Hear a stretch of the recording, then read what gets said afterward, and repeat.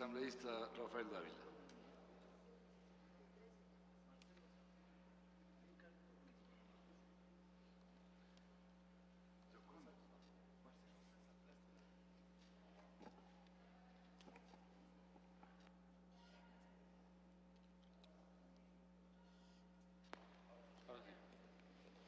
Gracias, señor presidente.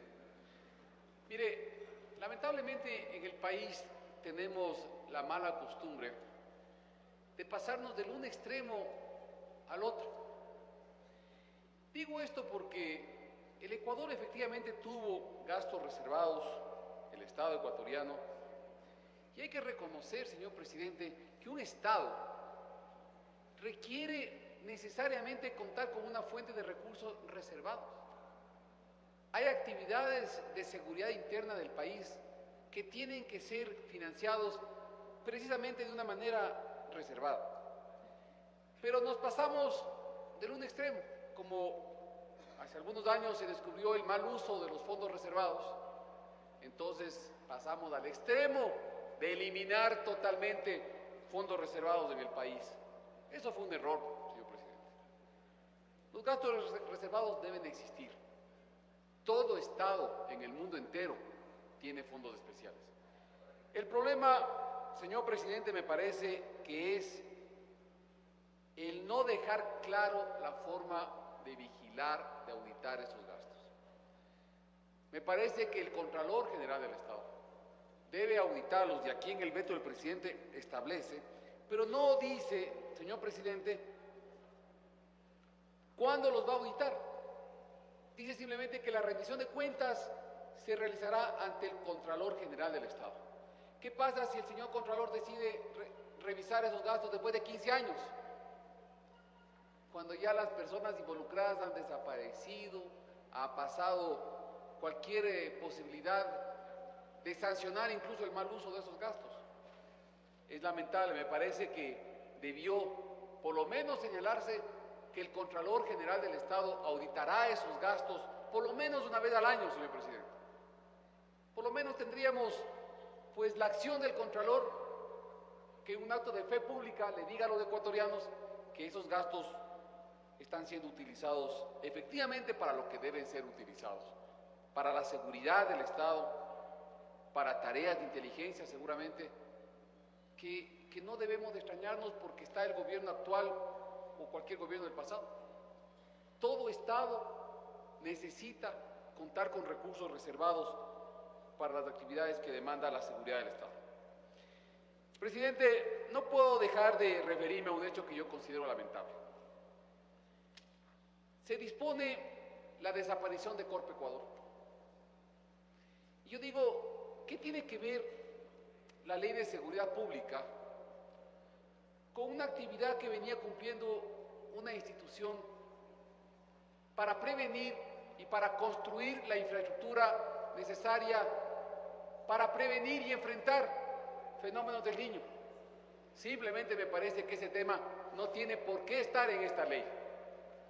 Pero ya que se ha metido la desaparición de Corp Ecuador, yo sí debo lamentar ese hecho, señor presidente, en mi provincia, en Loja, cuyo 50% de su territorio se encuentra en zona costera, bajo los 1000 metros sobre el nivel del mar, con graves afectaciones cuando vienen esos inviernos fuertes y peor aún cuando viene el fenómeno del Niño.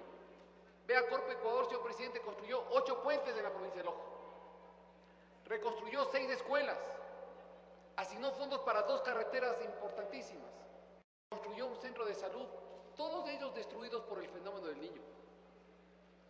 Y hay varias poblaciones en la frontera ecuatoriana, allá en Loja, que esperaban la acción de Corp Ecuador en algunos puentes más que son necesarios para no quedar aislados cuando se presente un nuevo fenómeno del Niño. Me podrán decir, es que esa función la va a cumplir seguramente el Ministerio de Obras Públicas. Bueno, no lo ha hecho en toda su vida. Por lo menos Corp Ecuador sí lo hizo, señor presidente. Y finalmente, mire que la Comisión de Legislación y Fiscalización, señor presidente, señalaba que el Ministerio de Finanzas va a transferir al organismo fusionado es decir, a la Secretaría Técnica de Riesgos, de Control de Riesgos, los fondos necesarios para el cumplimiento de las obras planificadas por Corpo Ecuador hasta el 31 de diciembre del 2009.